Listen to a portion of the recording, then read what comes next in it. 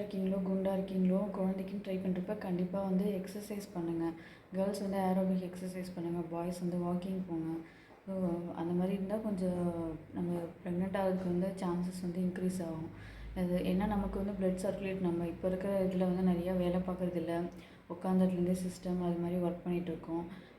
அதிகமாக நம்ம வந்து ஃபிசிக்கல் ஆக்டிவிட்டி பண்ணாததுனாலையும் நமக்கு வந்து பேபி செட் ஆகிறது கொஞ்சம் தள்ளி போகும்.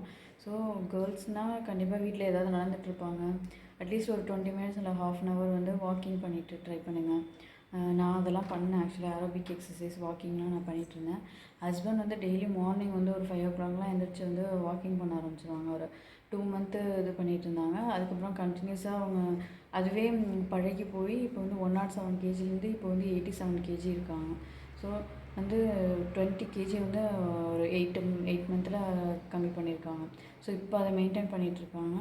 நீங்கள் வந்து நம்ம எல்லாராலையும் அது வாக்கிங் பண்ண முடியாது.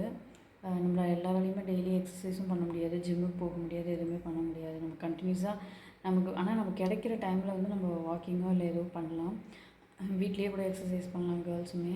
ஸோ வெயிட்டு எதுக்குமே டாக்டரும் வந்து வெயிட் அதிகமாக இருந்தால் கூட சான்சஸ் கம்மியாகும்.